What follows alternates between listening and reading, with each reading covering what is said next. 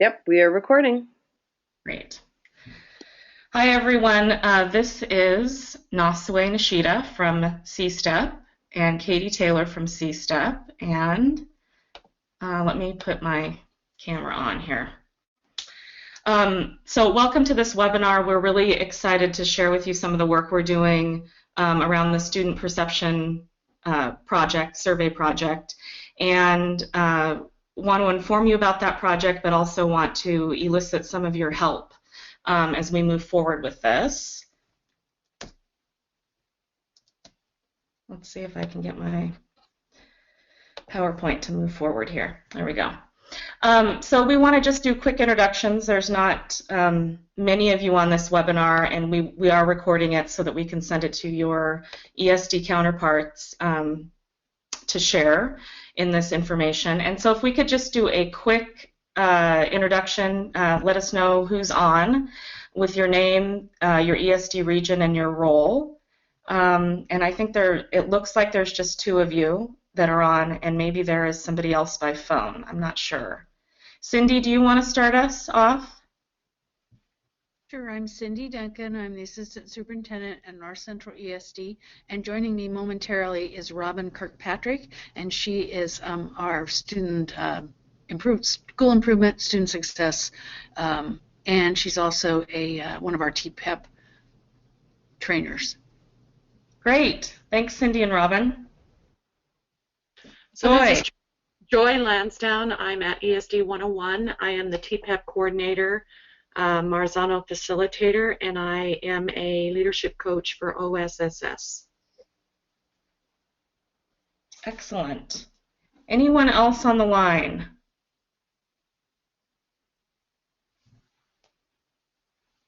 Okay.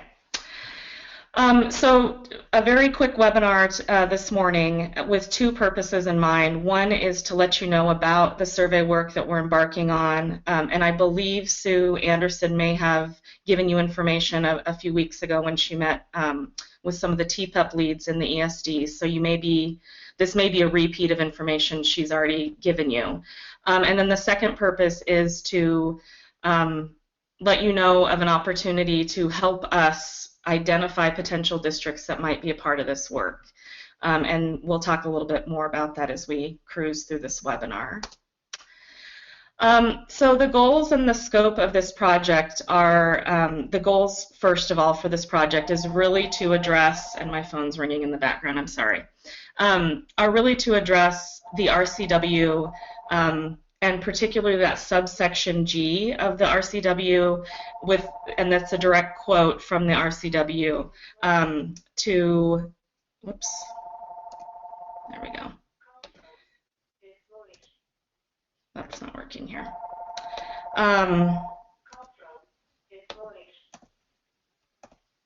There we go, sorry. To gather student input that may be included in the evaluation process. So we are looking to address that particular piece of the RCW in the teacher evaluation RCW by creating a formative way to utilize student perception data for teachers and principals through this project. And in doing so also develop the kinds of resources that would support their learning and understanding of how to utilize that data as a formative way that may inform their own evaluation or may inform their general goals as an ever-growing and practicing teacher or principal. So that's really the focus, and I think the big piece to take away from this is that this is a resource that OSPI would like to make available to districts and to educators, and it is meant in a very formative, purposeful way. So it is not by any means going to be a requirement of teacher evaluation. That is not the intent here. It's really to address that particular piece and provide resources to those who might want to use student perception data as part of a way to set their goals for the year, or even as one of the many ways they might actually use data in their own evaluation. So what does that look like? We have this particular contract for 2 years. It's a Gates Foundation funded project that's coming to OSPI, and then they are divvying out that Gates money. We're one of the contractors. CSTEP is one of the contractors for that Gates money. And our particular piece is around this student perception pilot. So we're just doing kind of a small scale to see how this idea kind of develops over the course of 2 years. We'd like to utilize a school district in each of the 9 ESDs to help us think about student perception, help us develop the resources that would be needed. And you can see kind of at the bottom of the screen, there are 4 particular ways, kind of products we see coming out of this particular 2-year pilot. One is the development and the execution of student perception surveys. We've looked into this a little bit more, and there's lots of, as you can imagine, different options. So those 9 pilot districts are going to help us think about what makes sense for them. Case stories, which we feel are a pretty powerful way to share information with the field, and especially from an area that districts or educators may be grappling with. It's a really nice way to kind of capture those particular grapplings and help people move forward, and kind of a shared understanding about the various things that are going on in the system that impact this. We'd also like to develop some resources around student perception, and perhaps along with that a module. So those are all in the vein of thinking about, it's great to have student perception surveys out there, but if people don't really know how to utilize them or need to think about how they could capture them as for their own goal setting or their own evaluation data points, this would be kind of resources to help them learn and grow and figure out if that is something they want to include in their own evaluation. I'm going to stop here really quick and see if there are any questions about the goals and the scope of the project. Does anybody have a question? You can pipe on in or write something in the chat. This is Cindy. Just curious, initial curiosity, how would districts, what would their responsibility be in kind of helping you think about this work? And would they receive any funding to support their time and engagement with the work? Good question, Cindy. So the districts will definitely be coming together. We'll talk about this a little bit later in the PowerPoint here. They will be coming together with us several times during the 2-year project, and it will be district teams. So the notion is not that, one district sends one person, but your focus for this work is really that it's a district team effort of a lot of different roles and stakeholders from your district. So I think by having those teams come together several times with these other 8 or 9 districts, we will be able to kind of inform the work kind of from the ground level up, is our hope. We will also have a technical advisory committee. We call it a TAC. That TAC is made up of experts from the field from various expertise. So we're looking at somebody who has survey development expertise. We want somebody who has kind of professional learning expertise. How do you build modules and resources that help grow the knowledge base? We'd also like some other kinds of education stakeholder organizations from Washington State involved. Dana Anderson is going to be part of our TAC as kind of, the perspective of understanding districts and ESDs and kind of the smalls and the big district notion, but also around the eval component and where can we dovetail eval efforts in with this project. So that's more of a kind of looking forward to where this project goes, kind of some foreshadowing of where that could possibly dovetail with eval efforts. And I'll answer your other questions, I think, in the rest of this PowerPoint, but if I don't, Cindy, bring them back up. And just want to welcome Mike to the conversation. Thanks, Mike, for coming on in. So the opportunities for participating districts. So each of the 9 districts will get to attend 4 two-day meetings for the pilot district teams. So that's roughly about 2 a year. We will have our first meeting right after the new year, would be January or February, and then we're looking at a spring meeting that would be probably May.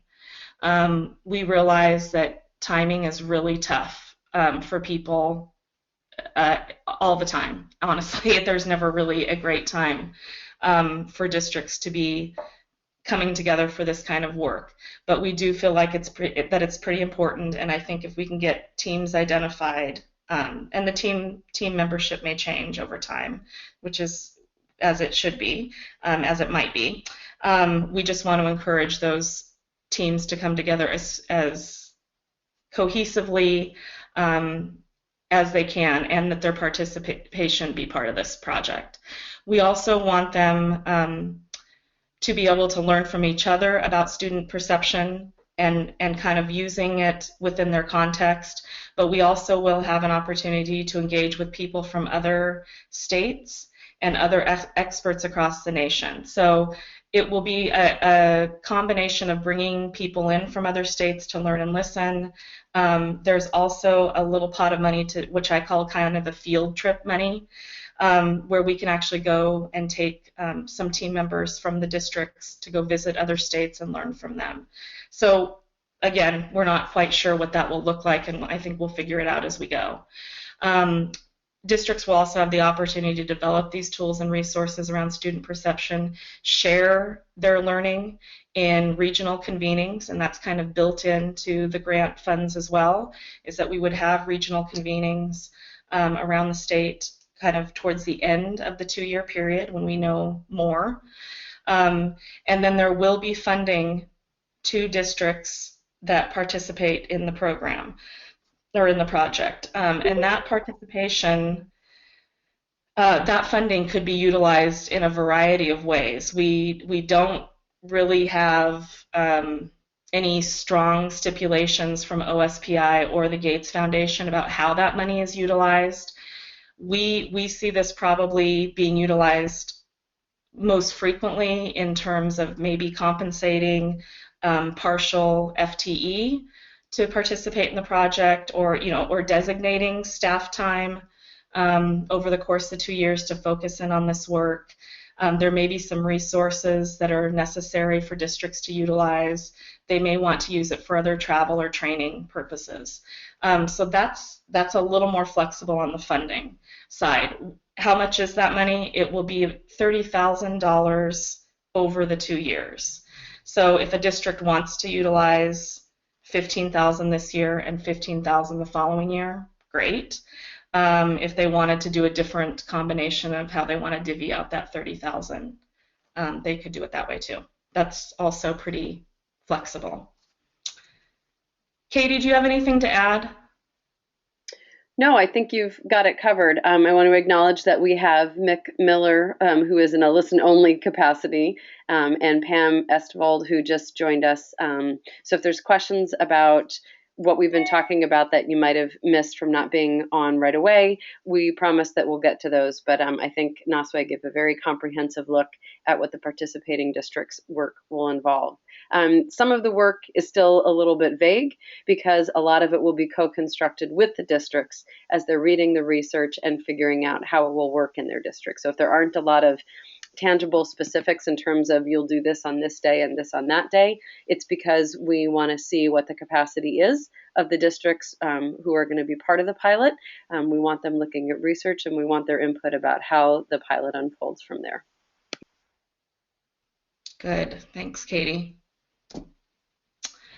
So our requests to you as ESDs who know your regions, know your districts, have a very good relationship in terms of understanding who might be interested in being a part of this project, is that we'd like you to nominate a district, and we've got a very quick turnaround. So by November 6th, nominate a district with maybe 1 or 2 backup districts that you feel would be interested in participating in this pilot. There is no need for you to do any prior communication with them unless you want to. You're welcome to do that, but we understand the timeline doesn't give you much time to be able to do that. So we will plan to follow up with districts and provide them with this kind of information, and you're welcome to do that as well. But we would like one district for sure you think would be very interested in this, and then one or two backups. Some of the things you might consider as you're thinking about districts in your region that could be possibilities for this pilot is that you may already know of districts who are already doing some form of student perception work already, either in a particular school or maybe district-wide. There are districts who have been doing this, we know, for a while. This is not new to them. And so if you know of districts that are doing that in your region, they might be, low-hanging fruit for this project. Another consideration would be districts who have strong relationships with the various stakeholders in their district, from the superintendent to the school board to the union to the principals to the teachers and parents. I think that relationship piece is going to be pretty important as we move through the pilot. I mean, I think we'll learn more about what that means and how that plays out. But I think if we get districts who already have strong relationships with all those stakeholders, we're going to be a step ahead, if not several.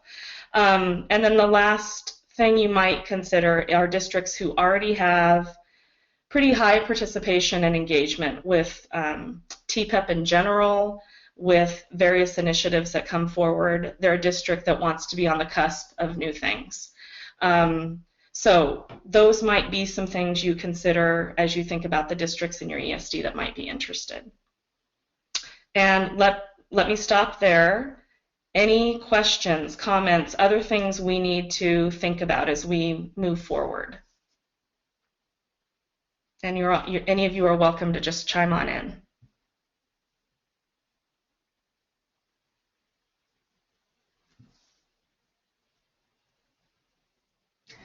This is very informative and very helpful information, Nase. Thank you. Oh, you're welcome. Let me see what my last slide is. That's it. Okay, you guys are lucky. We're quick. So we've got this webinar recorded. We will send this out to the other ESD TPep leads. If there are other people in your ESD, and we'll send it out to you as well, and if there are other people in your ESD who need to engage in this conversation to think about district nominations, please feel free to send this out to them as well, this recording. If you have any questions, you're more than welcome to contact Katie or I. I will say, and I'm sure as you can tell from this webinar, and as Katie mentioned, we are kind of building this plane together.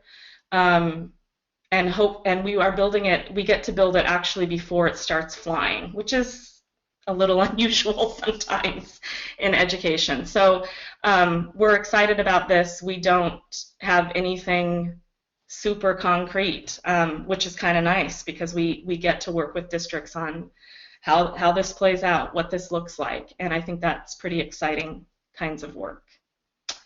Any last comments or questions? Mike? Yes, I had a quick question. Great. Maybe summarize for me, but what connections do you see with other initiatives and other work around the state that we could point out to districts as they consider engaging in this, and how might it benefit them? Yeah, and Mike, I think you came in a little towards the middle of this. So here are our goals for the project and kind of the scope of work. In this work is definitely folded into the Teacher and Principal Evaluation RCW of 28A 405-100 subsection G, which mentions student input can also be included in the evaluation process. So OSPI's take on that is that they need to address kind of the resource development of that particular clause in the RCW. So they are basically providing this funding to create a formative way to develop resources and surveys with student perception data for teachers and principals. This is not a you shall, you must, you have to. This is a if you are interested in using student perception data, here's some resources we've developed to help you think about that, learn about that, collect that data, and that's it's meant to be in a very formative way. So there isn't any expectation this is going to be a must, shall, have to kind of issue. And the nice thing is the TPep steering committee has been very supportive of this work for a couple of years. They have talked about the need to address this particular clause in the RCW. So this is I would say a very TPep steering committee focused initiative. And we will be going back to them, CSTEP, our organization will be going back to them frequently to provide updates, get input and feedback on different things, and make sure that they're moving forward around their understanding with the process that we're going through. In terms of your question about what do districts get out of this, it is basically a 2-year or 1.5-year commitment, probably by the time we get districts involved. There will be lots of opportunity for them to grow and learn about student perception and what that means in their context, what it looks like in other contexts, what are some shareable takeaways that can inform this process. They will be a part of developing resources and tools, sharing that understanding across the state, and then they do get a little pot of money for their participation in the project, which is about $30,000 over the 2 years. Does that answer your question? Nosway, this is Katie, and I wanted to add another piece, sort of a vote in favor of how this intersects with some of the other initiatives. Given that schools are diligently working on their school improvement plans, some depending on the depth of data that different districts have, we know that sometimes schools and districts default to the state assessment data, which is incredibly useful data, but it only gives us one moment and one, side of the house, if you will. And the student perception data really is a nice piece to be able to add to the culture and climate data that a school may or may not have access to, and could be really instrumental in working on their school plans. So it's a nice way to triangulate the data. It's also a nice way to sort of unpack what other factors are contributing to our students' academic success, so that we don't end up with schools or districts just focusing their energy on the test. Thank you, Katie, and both of you. That's very helpful. And I'm wondering if there's any connections we can make with obviously the school improvement process, but also the learning systems evaluation and learning systems data to evaluate the effectiveness of maybe professional development and the student perception of changes in the classroom around their access to increased engagement opportunities and things like that. So I'm just trying to think about ways to make it meaningful as the districts look at systems and learning systems to help support increased teacher expertise. I think you raise a really great question that oftentimes we don't get data from the classroom level that informs how some of our initiatives are working. Likely the student perception data, especially when you think about all the different age ranges of students who might be taking the survey, wouldn't ask them to discern what they think is sort of going on behind the scenes with their teacher, but it is an important indicator if teachers have been working on an initiative to include more engagement strategies or GLAD strategies, that would be able to be picked up in some of the student survey data in terms of, do students feel like they can participate? Do they feel able to participate? Are they excited to go to class? Those kinds of questions. So I think there's, while this is coming out of the teacher evaluation process, there's a lot of possibility for the data that would be generated by student perception data. Thank you, that's very helpful. And Mike, I appreciate those questions because that is going to, I'm writing these things down because that's going to help us also address those questions for districts right off the bat. I mean, I think that that is a question a district is going to ask is, you want us to do what?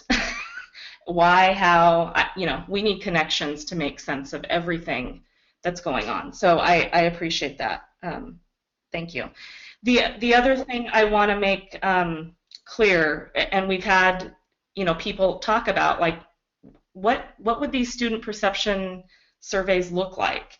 We're not quite sure yet, but I will tell you, it's not going to be rate my teacher at all. It's not going to be, I have a chip on my shoulder and I'm going to let it rip.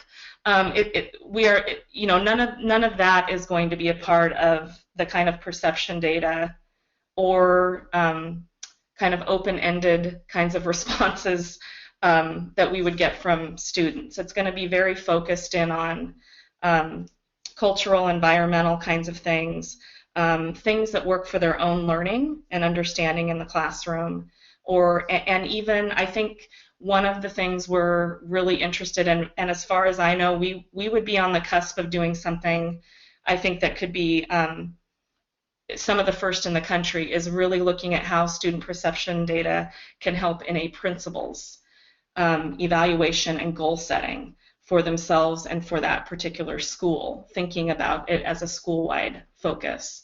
So I'm kind of excited about that, because I don't know, in some of the research we've done of other states that are really focusing it in that vein. They're very focused on it in the teacher vein, but in terms of the building administrator, I don't think places have quite connected all those dots. And I think for us it would make a lot of sense given the principal criteria.